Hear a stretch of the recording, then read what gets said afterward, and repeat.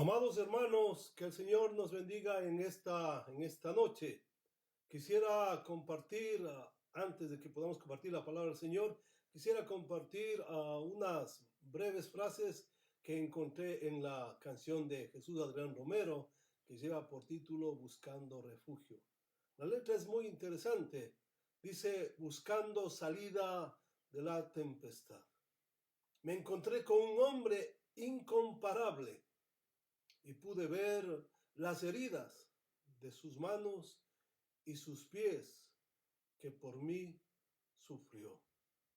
Qué glorioso es nuestro Señor, que dio su vida por indignos pecadores. Así es que, queridos hermanos, en esta tarde quisiera invitarles a inclinar su cabeza. Vamos a orar, vamos a pedir la dirección del Señor. Señor, una vez más te adoramos y bendecimos tu nombre y pedimos que tu Santo Espíritu en esta tarde nos guíe, nos dirige, que tu palabra corra, Señor, toque nuestra vida, nuestro corazón y podamos ver tu presencia en medio nuestro, Señor. Gracias por tu amor y por tu misericordia. Te adoramos en el nombre de Cristo Jesús. Amén. La prédica que en esta tarde hemos preparado lleva por título Lo más cerca del Señor. Queridos hermanos, según nuestro calendario, estos días corresponden a la Semana Santa. Y en esta semana los judíos celebran la Pascua. Con esta fiesta, Israel recuerda que estuvieron 400 años de esclavos en Egipto y que Dios en su bondad los liberó. Un día antes de ser liberados, Dios les dijo que debían matar un cordero y con su sangre manchar la puerta de la casa, para que cuando pase el ángel de la muerte no mate al primogénito de la casa. La carne del cordero era asada y debía comerse con pan sin levadura y con hierbas amargas, que les recordará el sufrimiento que vivieron en Egipto. En esa noche murieron los primogénitos de los egipcios y al otro día Israel salió libre rumbo a la tierra prometida. Todos los años se celebra esta fiesta. Recuerdan que Israel fue liberado de la esclavitud de Egipto. El Señor Jesús también lo celebró, la fiesta de la Pascua. Primero lo hizo con su familia durante algunos años, pero en sus últimos días lo celebró con sus discípulos. Miles de peregrinos asistían a Jerusalén para celebrar esta fiesta. Por eso era difícil encontrar un lugar para que se pueda reunir un grupo grande y puedan celebrar esta fiesta. Se aproximaba la hora de comer el cordero y para Jesús tenía un significado muy especial. Lo comió con sus discípulos, incluido Judas, el que le iba a traicionar dentro de pocas horas. El ambiente estaba cargado de emociones. Los discípulos disfrutaban de la fiesta y también saboreaban la carne de cordero.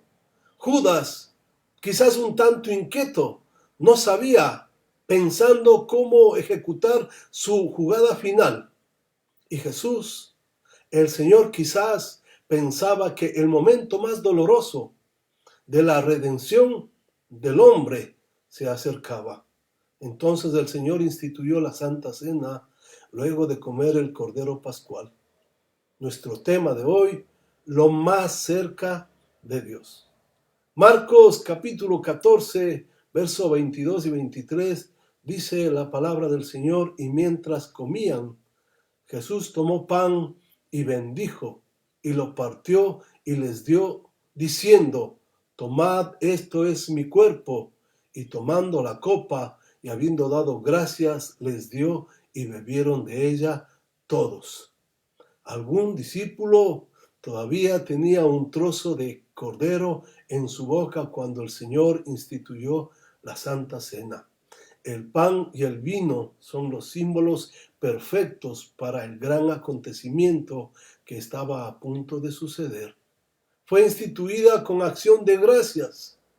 Si los alimentos ordinarios básicos que Dios nos provee cada día los recibimos con acción de gracias, ¿cómo no vamos a dar gracias por estos elementos que representan su bondad, su amor y su misericordia? Fue instituida para recordar la muerte del Señor. Jesús partió el pan y mientras lo partía se recordaban las palabras de Isaías 53:10, que dice: con todo eso, Jehová quiso quebrantarlo, sujetándolo a padecimiento. ¿Qué versículo más impactante? Jehová quiso quebrantarlo. Nadie levantó su mano contra el Señor sin que Dios lo autorice. Dios mismo quiso quebrantarlo, quiso aplastarle, quiso oprimirle, porque estaba cargando todo nuestro pecado, toda nuestra suciedad. Marcos 14:24 nos dice: y les dijo: esto es mi sangre del nuevo pacto, que por muchos es derramada. El vino simboliza la sangre del Señor que iba a ser derramada. Pedro dice que hemos sido rescatados por la sangre preciosa de Cristo. La sangre preciosa del Señor sería derramada y sería ofrecida como sacrificio para perdonar a los pecadores que están contaminados de toda inmundicia, de toda suciedad y de toda malicia. Marcos 14:25 dice: de cierto os digo que no beberé más del fruto de la vid hasta aquel día en que lo beba nuevo en el reino de Dios. Jesús dice: esta será la última vez que bebamos juntos el fruto de la vid. Todo apunta a que un día, quizás no muy lejano, se volverá a beber ese fruto de la vid entre los creyentes y entre el Creador, allá en el cielo. Marcos 14:23 continúa diciendo: cuando hubieron cantado el himno, salieron al monte de los olivos. La cena pascual concluyó con un himno solemne.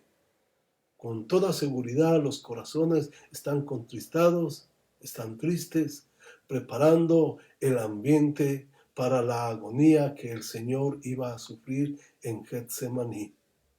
Marcos 14:32 y 33 dice: vinieron pues a un lugar que se llama Getsemaní, y dijo a sus discípulos: sentaos aquí, entre tanto que yo oro. Y tomó consigo a Pedro, a Jacobo y a Juan, y comenzó a entristecerse y a angustiarse.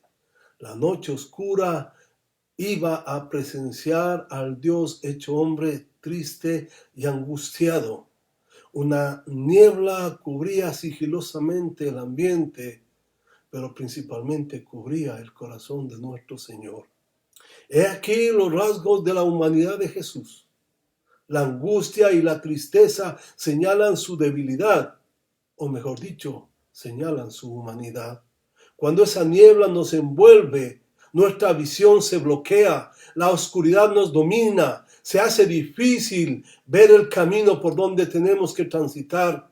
Si usted ha sido traicionado o herido por un amigo, sabe de lo que estamos hablando. Si tal vez su pareja se ha marchado para no volver más, o quizás su padre le abandonó, conoce esa niebla. Si alguna vez se ha quedado sin lágrimas después de llorar tanto frente al ataúd de un ser querido, o ha estado vigilante junto a la cama de un moribundo, usted también ha sentido la caricia de esa niebla oscura. Si ha estado en esa niebla, no ha estado solo. Aún el más valiente se ha doblegado, ha quedado herido al filo del camino. ¿Cuántos corazones rotos encontramos cada día? ¿Cuántas historias de tragedias describe la prensa? La lista es muy larga, ¿verdad? Tragedias en la nieve. Sin embargo, Miremos la noche más triste y nublada de la historia. La cena es muy sencilla, muy simple. Quizás usted y yo podríamos observar a través de los matorrales llenos de sombras y podríamos tal vez preguntarnos, ¿quién es aquella persona solitaria que lo encontramos ahí en el fondo? Está en el suelo, la cara está sucia por el sudor y las lágrimas, ojos abiertos con una expresión de agonía y unas gotas de sangre fluyendo por su mejilla. Marcos 14:34 describe y les dijo, mi alma está muy triste hasta la muerte. Quedaos aquí y velad. Ese es Jesús en el huerto de Getsemaní. Tal vez usted ha visto el clásico dibujo del Cristo en el jardín. Él está arrodillado frente a una gran roca, con un manto blanco brillante, sus manos inclinadas en ademán de orar, una mirada serena en su rostro, una luz que baja desde el cielo e ilumina al Señor. Seguro que el hombre que pintó este cuadro no usó el Evangelio de Marcos, porque Marcos escribe acerca de esa dolorosa noche de esta manera. Marcos 14:35 dice, yéndose un poco adelante, se postró en tierra y oró que si fuese posible, pase de él aquella hora. Pongamos atención a la secuencia de los versículos. 14:33 comenzó a entristecerse y a angustiarse. Verso 34, mi alma está muy triste. Verso 35, yéndose un poco adelante, se postró en tierra y oró. Esta descripción se parece a las pinturas de un Jesús sereno y tranquilo. Creo que no. Marcos usó pintura negra para describir las escenas del huerto de Getsemaní. Vemos a un hombre agonizando, sufriendo, muy triste y angustiado. Isaías lo describe ahí en 53:3. Dice, despreciado y desechado entre los hombres, varón de dolores, experimentado el quebranto, y como que escondimos de él el rostro, fue menospreciado y no lo estimamos. Vemos a un hombre, a un varón sufriendo, a un varón de dolores, a un hombre luchando con el temor y la angustia, anhelando tener un poco de alivio. Vemos a Jesús en la niebla con un corazón roto. Marcos 14:36, y decía, Abba, Padre, todas las cosas son posibles para ti. Aparta de mí esta copa, mas no lo que yo quiero, sino lo que tú. Cristo estaba en agonía, en una lucha o conflicto entre la carne y el espíritu. En la cruz sus sufrimientos físicos fueron mayores, pero el miedo y la angustia de Getsemaní superaron con mucho el Calvario. En Getsemaní, Cristo hizo su gran decisión. Él dijo, amado Padre, no se haga lo que yo quiero, sino hágase lo que tú quieras. Dios puede hacer todo, cualquier cosa. No hay nada imposible para Él. Dios puede hacer incluso aquello que nosotros no esperamos que haga por nosotros. Así que cuando nos sometemos a su voluntad, entra en acción su poder y su soberanía. El propósito de Dios, el Padre, es que tú y yo, es que todos los creyentes seamos como Cristo. Y lo que más nos cuesta imitar de Cristo es ver a un Cristo sometido a la voluntad de Dios. Marcos 14:37 y 38 dice, vino luego y los halló durmiendo y dijo a Pedro, Simón, ¿duermes? ¿No has podido velar una hora? Velad y orad para que no entréis en tentación. El espíritu a la verdad está dispuesto, pero la carne es débil. Mientras el Señor estaba en intensa angustia, los 3 discípulos estaban dormidos. Sí, durmiendo. No velar y orar era la antesala del pecado de abandonar a su Señor, y sucedió eso después de unos pocos minutos. No les pidió Jesús que velaran con Él toda la noche, simplemente les pidió que velaran y oraran tan solo una hora. El Señor nunca nos impone, nunca nos pide cargas más pesadas de las que podemos llevar. Hebreos 12:6 dice, porque el Señor al que ama disciplina, porque el Señor al que ama disciplina, así como el Señor disciplina a los que ama, así también el Señor nos llena de consuelo y de amor a aquellos que son disciplinados. El Señor les dice con amor y con compasión a sus discípulos mientras ellos están dormidos. Marcos 14:38. Velad y orad para que no entréis en tentación. El espíritu a la verdad está dispuesto, pero la carne es débil. Algunos años más tarde se escribió de esta experiencia dolorosa de Cristo, se describió en Hebreos capítulo 5, verso 7. Y dice, y Cristo en los días de su carne, ofreciendo ruegos y súplicas con gran clamor y lágrimas al que lo podía librar de la muerte. ¡Qué retrato de aquel Jesús que está cubierto de dolor, angustia! No está cubierto de gloria, está cubierto de humanidad. Sí, porque Él fue verdaderamente hombre. Por lo tanto, la próxima vez que estés en medio de la niebla oscura, recuerda que Jesús estuvo en el jardín también, saboreando esa niebla. Si alguna vez pensamos que nadie nos entiende, volvamos a leer Marcos 14, donde estaba solo, agobiado, en agonía. La próxima vez que surja la idea de que nadie se preocupa por ti, haz una visita a Getsemaní y vas a ver a Jesús solo. Y la próxima vez que nos preguntemos si Dios percibe mi dolor en este mundo, escúchalo suplicar entre los árboles torcidos del jardín. Él suplicará. Dios nunca fue más humano que en esta hora. El Dios que se hizo hombre nunca fue más humano en este momento. Nunca estuvo más cerca de nosotros que cuando tú y yo sufrimos, porque Él sufrió. Marcos 14, 41, 42 dice, vino la tercera vez y les dijo, dormid ya y descansad, basta a la hora ha venido. He aquí el Hijo del Hombre es entregado en manos de los pecadores. Levantaos, vamos, he aquí se acerca el que me entrega.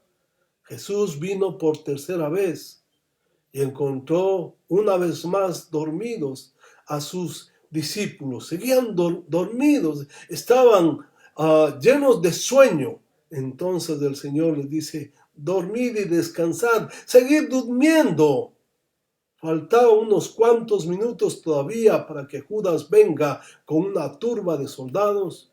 Por lo tanto, el Señor le dice, todavía tienen un poco más de tiempo, sigan durmiendo.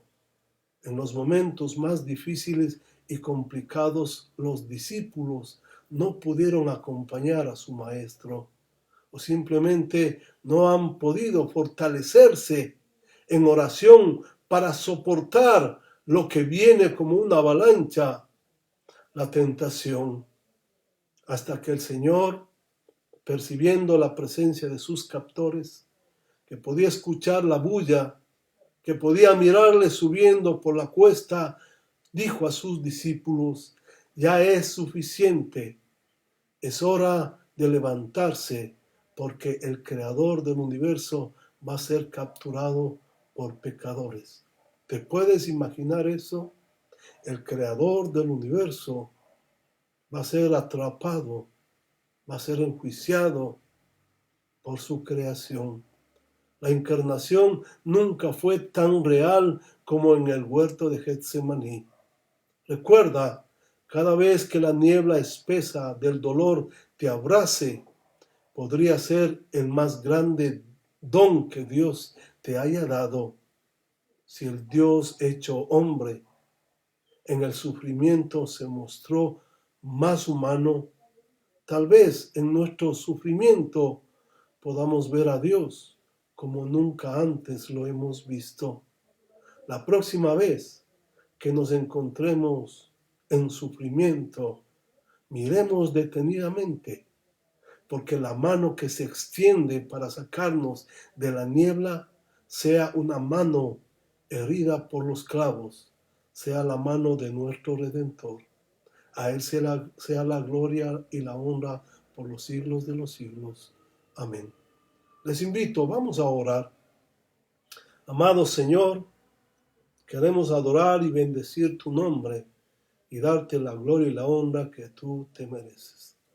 No entendemos, Dios mío, tu amor tan grande e incomparable, que dejando todo viniste a esta tierra a servir, a ser humillado, maltratado y morir en una cruz de la manera más miserable. Señor, humillados te adoramos. Humillados te damos la gloria y la honra que solo tú te mereces. Gracias por tu amor y tu misericordia. Te adoramos en el nombre de Cristo Jesús.